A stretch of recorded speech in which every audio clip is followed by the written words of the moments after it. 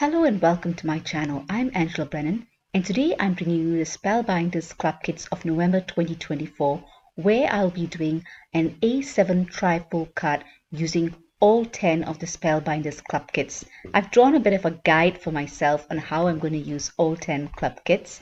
I don't have the bonus item, but I have all the 10 Clubkits, and I'm going to start off by getting the front background done by doing some ink blending and going to put it through the 3D embossing folder, the rosette burrs. That's going to be my background for the first layer or the first front of the card. So here you go. I love the color combinations of blue and green, and this 3D embossing folder is just gorgeous. For the inside panel, I'm going to use the stitching die of the month and do a frame. So I'm going to die cut it for the inside of the panel. So this is when you open the trifold card. And I've die cut 2 layers because I want it to be a little bit sturdy when I do stitching. And that's what I tend to do. If you try and die cut too thick a card, it won't die cut the little holes for stitching nicely. So I die cut 2 layers, attach them together, and then I start stitching. I'm going to use variegated DMC floss, but I'm going to only use 3 strands. So I remove the strands or separate the strands one at a time so the thread does not get knotted, and I use size 24 tapestry needle.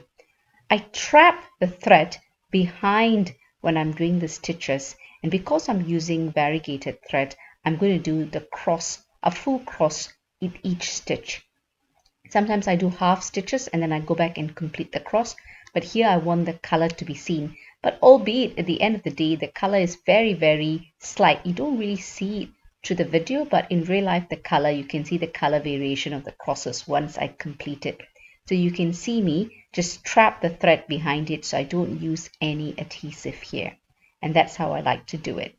So once I complete the whole rectangle, I will be stamping the sentiment inside. The sentiment is from the clear stamp of the month, and I stamp it with a couple of different colors. I want to put a sentiment as well as the happy birthday, so I'm going to use blues and greens. The theme here is blues, greens, and orange for the whole card. So for the inside sentiment here, I'm using a couple of blues, and I will put a darker blue at the bottom of that stamp, that sentiment there. It's not very hard, so it doesn't need too much of a technical expertise here. So you're just putting a couple of colors. Because the color one, the blue is very light and the other one is quite dark, you can see the differentiation. And I'm going to do the same thing with the second part of the sentiment, which is happy birthday, but this time I'm going to use a couple of different green inks and do the same thing. I really hope you enjoy the video. In this video, I will also show you all the other 71 cards that I've made using this month's Clubkits. This is the 72nd card that I'm making, this trifold card. So you will see all the cards at the end of the video where I'll show you a picture of them. But it also have a link to the playlist where I've got all the videos I've done to showcase this month's Spellbinders Clubkits, November 2024, with a theme of birthday and celebration. Now I'm just cutting a little bit, a tiny bit on the inside of the cards, because when you close the card, you want it to have a little bit of give. So I'm going to cut on the other side as well, because I will need the card to close quite flush and nice. So I'm just taking off a sliver with my guillotine so the card will close, the trifold card will close beautifully. So I'm going to use some double-sided tape here and attach this into the inside of the first A7 card to create the trifold structure of the card. So there you go. Once you get the structure done, you can start adding all the different 3 panels that I've got to adhere to ensure you get a nice trifold card. I really hope you enjoy the video. If you do, please give it a thumbs up and consider subscribing. And when you do subscribe, remember to press the notification bell so you're alerted when new videos are uploaded.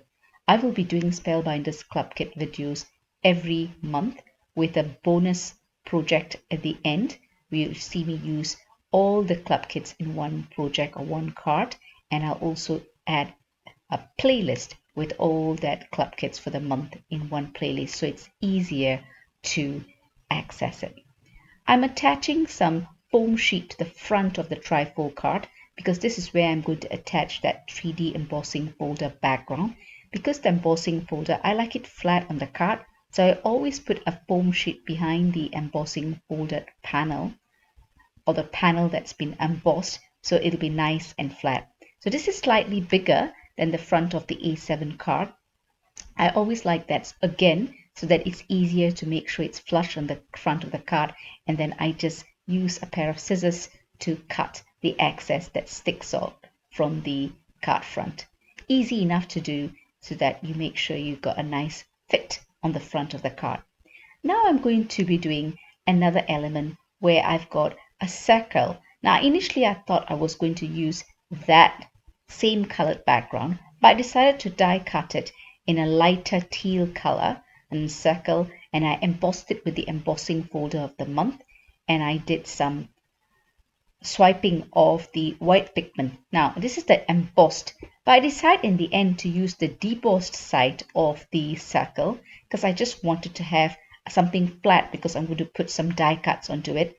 And there you go, that's where I'm going to put the die cuts of the bunch of balloons as well as the tortoise from the small die of the month. I'm swiping a bit more white pigment ink onto the debossed section or debossed side of that circle. I do dry it with my heat tool so that it takes a little while for pigment ink to dry, but I dried it with the heat tool so I can get on with the rest of the card. This bunch of balloons is from the small die of the month, as well as the tortoise here, the orange ready tortoise, which I've already adhered or assembled. If you want to see how all of this is assembled, do check out the relevant videos in the playlist that kind of shows you small die of the month, large die of the month, how to put them together. A little party hat to go with it, and these wax seal.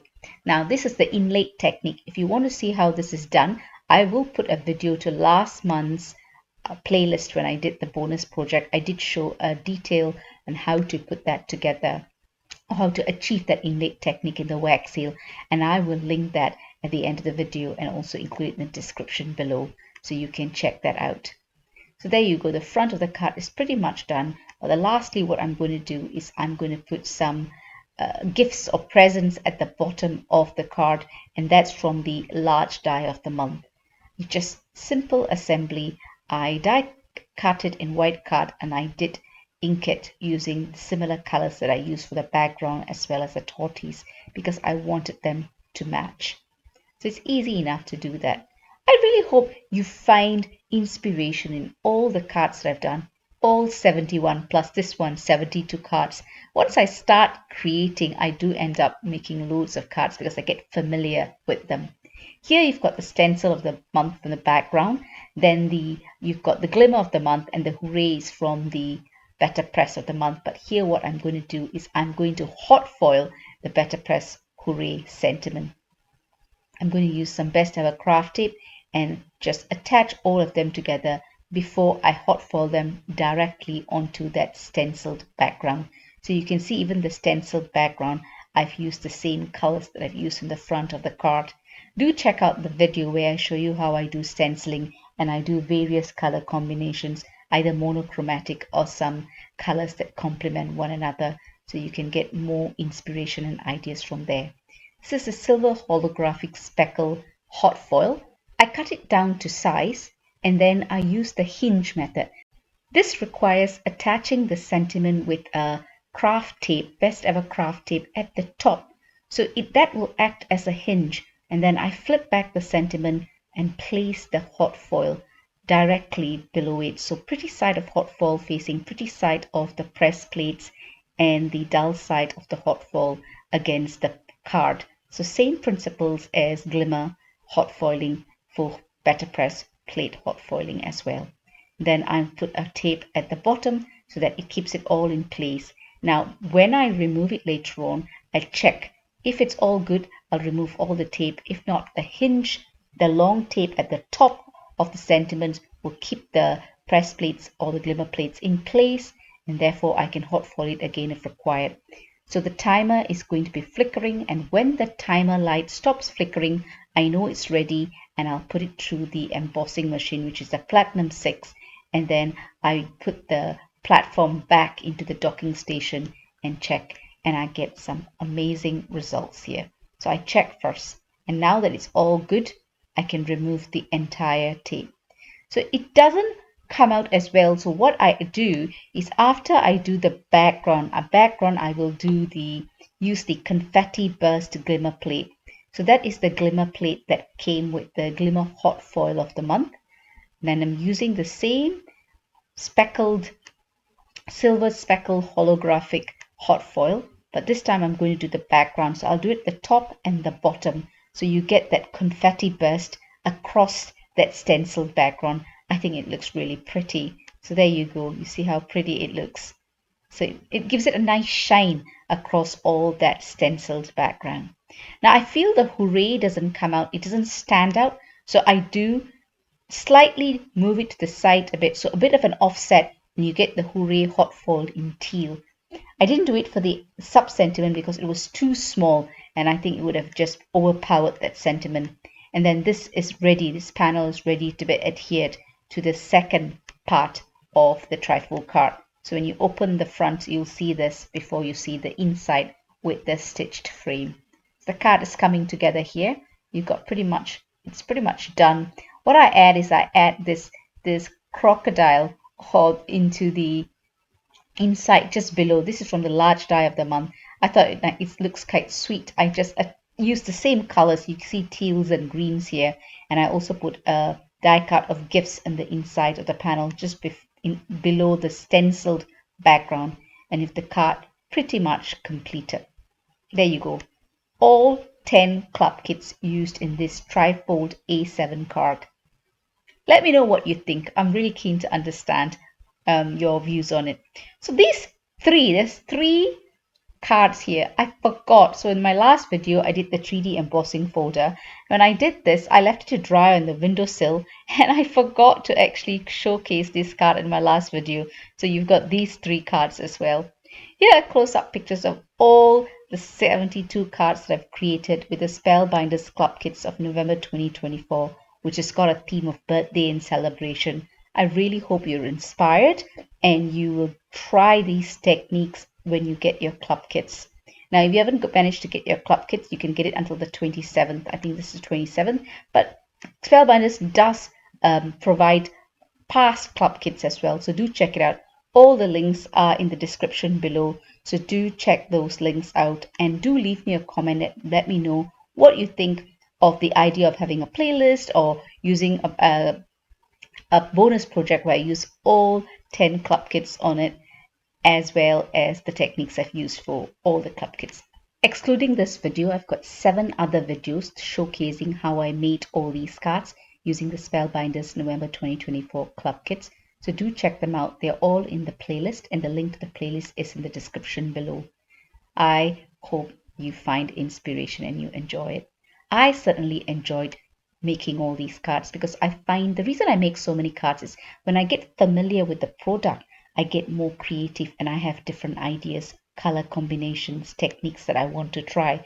So using the club kit once or twice, by the time you use it the 3rd time, you're familiar with the product and your creative juices are flowing. So feel free to do it. And if you're stuck, you either can get inspiration from videos like mine or do the project that you see on the packaging. That'll be your starting point. Happy crafting, and I'll catch you in my next video. Do take care.